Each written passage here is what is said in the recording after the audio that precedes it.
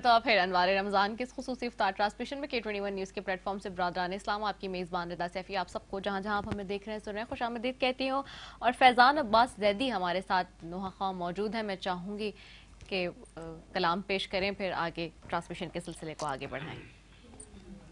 مولا علی کے حوالے سے شہادت کے حوالے سے کلام کی چند اشعار پیش کر رہا ہوں. ضرور. گھر میں علی کے برپا ہے محشر علی کے بعد.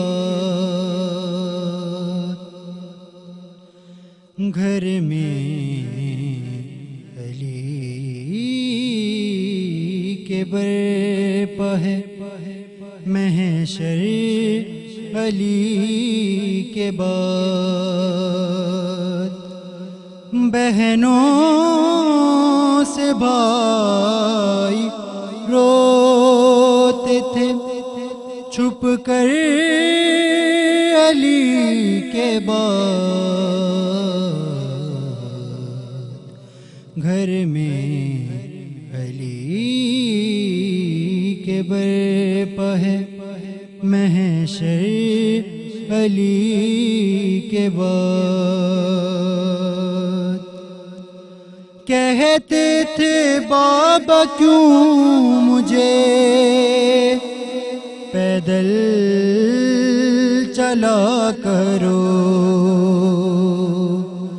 کہتے تھے بابا کیوں مجھے پیدل چلا کرو. زینب یہ سوچتی رہی اکثر علی کے بعد. گھر میں علی کے برپا ہے محشر علی کے بعد. رو رو کے کوفہ والوں سے کہتے رہے علی. رو رو کے کوفہ والوں سے کہتے رہے علی. زینب کو کوئی مارے نہ پاتھر علی کے بعد. گھر میں علی کے برپا ہے محشر علی کے بعد.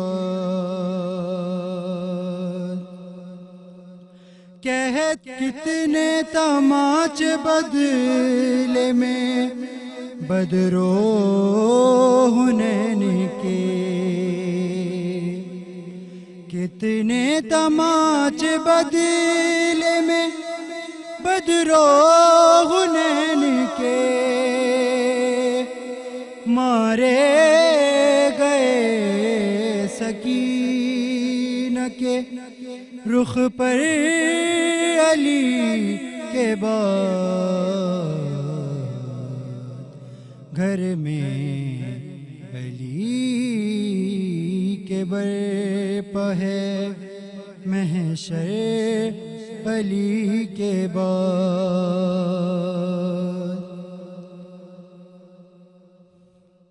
پیش کر رہے تھے فیضان عباس زیدی صاحب نوحہ. اور آگے بڑھتے ہیں جی ناظرین. جیسے کہ بات ہو رہی فتح مکہ کے حوالے سے اور میں نے کہا کہ دنیا میں کس طرح سے جو مختلف سیرت نگار ہیں سوانح نگار ہیں یا پھر آپ اسکالرز ہیں مختلف وہ فتح مکہ کے بارے میں انہوں نے جہاں جہاں جس طرح سے لکھا ہے اس کی نظیر نہیں ملتی ہے.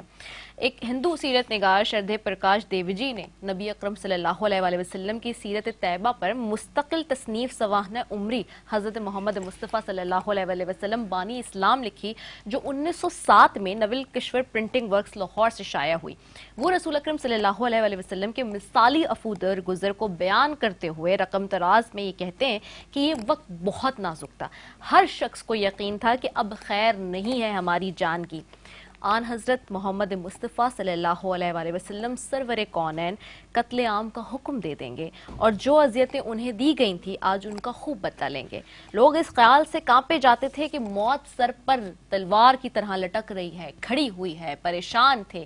وہ شہر چھوڑ کر بھاگنے لگے تھے کہ آپ صلی اللہ علیہ وآلہ وسلم نے منادی کرائی کہ کوئی مسلمان تلوار نہ چلائے اور مکے کا کوئی آدمی چھوڑ کر شہر نہ جائے۔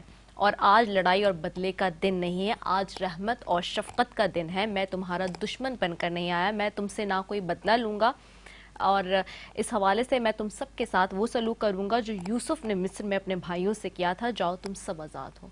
تو یہ وہ لکھتے ہیں۔ اس طرح یورپین اسکالر ہیں بہت سارے دیگر، ہم اس پہ بات کریں گے۔ میں علامہ حسین مسعودی صاحب کی طرف پھیراؤں گی کیونکہ انہوں نے ہم سے اجازت بھی مانگی ہوئی، اس بریک میں انہوں نے جانا بھی ہے۔ مسعودی صاحب، یہ جس طرح سے دنیا جو فتح مکہ کے بارے میں لکھ رہی ہے اور جو کہتے ہیں خاص طور پر، جیسے کہ ابھی بھی ہم نے بات کی اور مفتی صاحب بھی کہہ رہے تھے کہ تو یہ جو اس وقت موجودہ صورتحال میں ہم مختلف کتابوں کو، سوانح نگاروں کو، ان کو بھی ہم دیکھتے ہیں، تو یہ کتنی بڑی بات ہے کہ جب آپ کا کوئی دشمن یا جو آپ کی کمیونٹی کا حصہ نہ ہو یا جو آپ سے الگ لوگ ہوں وہ آپ کے بارے میں تعریف کریں اور رہتی دنیا تک کریں۔ اس پر بھی تھوڑی سی روشنی ڈالیے۔ بات تو یہی ہے کہ ڈپلومیسی، جی، اور آج میرے رسول نے وہ چارٹر آف ڈپلومیسی دیا ہے، پوری دنیا کو وہ میسیج آن کیا ہے، اور اس کے بعد وہ خطبۃ الوداع بھی جو ہے حجۃ الوداع کے موقع پر، یہ سب آخری یہ 8 ہجری میں فتح مکہ ہو رہی ہے، اور پھر اس کے بعد حجۃ الوداع ایک ہی میرے رسول نے حج کیا۔ جی، تو یہ سارا اب وہ دور تھا جس کو اصل میں کہا جاتا ہے ریاست مدینہ۔ تو ریاست مدینہ کے جو اصول تھے، آج کل تو دنیا میں بہت ساری بنانے کی لوگ کوششیں کرتے ہیں، لیکن یہ نہیں پتہ ہوتا ہے کہ رسول سے پہلے کی ریاست مدینہ بنا رہے ہیں یا رسول کے بعد کی ریاست مدینہ بنائیں گے یا رسول کے زمانے کی مدینہ کی ریاست بنائیں گے۔ لیکن بہرحال کوشش اچھی ہے، کوئی بھی آدمی کرے، لیکن کوشش کرے، زبانی نہیں، عملی کی ضرورت ہوتی ہے۔ رسول اکرم صلی اللہ علیہ وآلہ وسلم نے اس وقت کیا ہے، وہ چارٹر آف ڈیموکریسی جس کو کہنا چاہیے اسلامک ڈیموکریسی کیا ہوتی ہے، اس کو سمجھانے کی عملی طور پہ، جیسے میرے رسول کے لیے ایک بات واضح ہے کہ اگر کسی نے قرآن کو عملی صورت میں دیکھنا ہو تو میرے رسول کی زندگی کا مطالعہ کر لو، چلتا پھرتا قرآن تمہیں نظر آئے گا۔ یہ رسول یا آل رسول یہ ان کا خاصہ رہا ہمیشہ سے۔ یہی وجہ ہے کہ جتنے قرآنی اصول ہیں وہ سارے رسول اور آل رسول کے اصول رہے، یہی پیمانہ ہمیشہ رہا۔ تو بہرحال میرے کہنے کا مقصد ہے کہ وہاں پہ یہ جو کہا کہ یوم المرحمہ ہے، آج ملحمہ کا دن نہیں ہے آج، کیوں؟ لیکن اس سے پہلے رات کو ہوا کیا؟ دیکھیے، صرف اسلام لوگوں کو سمجھانے کے لیے آیا، میسیج آن کرنے کے لیے آیا۔ میرے رسول 10,000 کا لشکر لے کر کے آئے، اور ذرا کہا، وہ پوری جگہ بھی موجود ہے آج، کہ وہ وہاں سے لے کر کے انہوں نے ایک طویل عرصے تک ہجون کا علاقہ پورا جو ہے اوپر کا، وہاں پہ اصحاب رسول کو کہا ذرا پھیل کے رہے، ذرا خیمے دور دور لگائے جائے، یعنی مل کے اور سمیٹ کے نہیں رکھنا ہے، لشکر کو واضح طور پہ اعلان کرنا ہے کہ آج بہت بڑا لشکر لے کے آئے۔ اور پھر سب سے کہا کہ اچھا، ہر آدمی اپنے خیمے میں اور اپنے خیمے کے ساتھ جہاں بھی قیام کرے گا وہاں پہ ایک لکڑی کا علاوہ جلائے گا، چاہے وہ غذا کے لیے کہیے یا صرف یہ کہ آگ رات کو روشن کرنی ہے۔ تو جب مکے والے وہاں سے دیکھ رہے تھے کہ اتنی دور تک آنگوں کا سلسلہ ہے، روشنی بلند ہو رہی ہے، تو ایک خوف پیدا کرایا، اس لیے کہ امید ہو جائے۔ یعنی یہی چیز خدا بھی چاہتا ہے، خوف اور امید کے درمیان میں زندگی انسان بسر کرے۔ تو یہاں پر آ کر کے میرے رسول نے پھر کیا کہ وہ علاوہ جلوایا، تو اس کے بعد لوگ پریشان تھے اور ادھر ادھر نکل رہے تھے اور وہیں ہجون سے آگے ہی ابو سفیان کا گھر بھی تھا، وہ بھی ذرا مطالعے کے لیے، دیکھنے کے لیے، ذرا معائنے کے لیے گھر سے نکلے اور سواری پہ سوار ہیں، اور ادھر سے حضرت عباس جو کہ رسول خدا صلی اللہ علیہ وآلہ وسلم کے چچا تھے، وہ بھی ذرا چونکہ مدینہ اور یہ سارا بنی ہاشم اور یہ وہی علاقہ کہلاتا ہے ہمیشہ سے، تو وہاں پر وہ بھی ذرا اپنے پرانے گھر کو دیکھنے اور اس کا جائزہ لینے کے لیے نکلے ہوئے تھے، تو آمنے سامنے دونوں سواریوں کا آمنا سامنا ہو گیا۔ اور عرب کا طریقہ یہ تھا کہ وہ اپنے چہرے پر نقابیں رکھتے تھے، تو جب نقاب رکھی ہوئی تھی تو ایک مرتبہ آمنا سامنا ہوا، تو پوچھا کون، تو انہوں نے جب آواز دی ایک دوسرے کو تو دونوں نے آوازیں بھی پہچان لی۔ تو حضرت عباس نے کہا سفیان آپ ہے؟ ابو سفیان آپ ہیں؟ اس نے کہا ہاں میں ہوں۔ آپ عباس ہو؟ کہا ہاں میں عباس ابن عبد المطلب ہوں۔ تو پھر کہا تمہارا بھتیجا تو آج بہت جلال کے عالم میں محسوس ہو رہا ہے، کیونکہ آنکھ کا علاوہ جو بلند کیا تھا اس سے دہشت اتنی طاری ہو گئی تھی کہ وہ مکے کے مشرکین کے اوپر، کہ وہ اس وقت انہوں نے کہا کہ آج تمہارا بھتیجا جو ہے وہ بہت زیادہ جلالت کے عالم میں ہے۔ کہا آج اگر یا لا الہ الا اللہ کی منزل ہے یا پھر کیا ہے فی النار کی منزل ہے، آج میرا بھتیجا اس مکے کو فتح کر کے جائے گا۔ تو بہرحال اس وقت اس نے کہا اچھا ہمارے لیے تو یہ اسلامک ڈپلومیسی جس کو میں کہوں گا، تو بات ہو رہی ہے انڈر دی ٹیبل، وہ کہتے ہیں نا ایک نیگوسیشنز جو ہوتی ہیں۔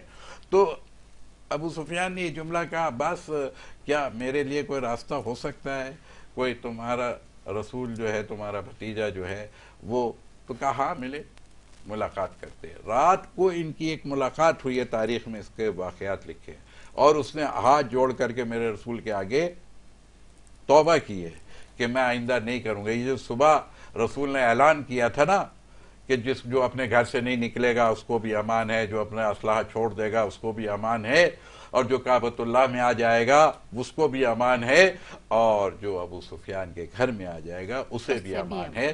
تو وہ رات میں اس کا نہیں، ہم لوگوں کو قبول کرنے کے لیے، اسلام لوگوں کو دور کرنے کے لیے نہیں آیا، اسلام آیا ہے انسان کو انسان بنانے کے لیے۔ تو لہٰذا جو بھی مسلمان ہوگا اس کے لیے رحمت کے دروازے کھولے جائیں گے۔ تو بہرحال وہ ایک اس کو صرف میسج دیا تھا، پورے دنیا کو میسج ہے کہ دیکھیں وہ جو سب سے زیادہ میرے رسول کا دشمن ہوا کرتا تھا ان لوگوں میں سے، وہ آج اس کے گھر کو رسول نے، جس نے حضرت حمزہ کی ہیں ان کے گھر والوں نے کیا ہے، حضرت حمزہ ان کے چچا کا کلیجہ جنہوں نے چبایا، رسول نے انہیں بھی معاف کیا۔ اسے کہتے یوم مرحمہ۔ بہت خوبصورت بات، اور میں نے بریک پہ جانا ہے، اس کے بعد میں مفتی وسیم صادق بندگی صاحب آپ کی طرف بھی آؤں گے، اعتکاف کے حوالے سے بھی بات کریں گے، فقہ جعفریہ کے حوالے سے تو علامہ حسین مسعودی صاحب بتا چکے ہیں، فقہ حنفیہ کے حوالے سے بھی جی بات کریں گے۔ تو یہاں ایک بریک لے رہے ہیں جی، ایک وقفہ کی طرف جا رہے ہیں، وقفے کے بعد واپس آ رہے ہیں۔ السلام علیکم ورحمۃ اللہ۔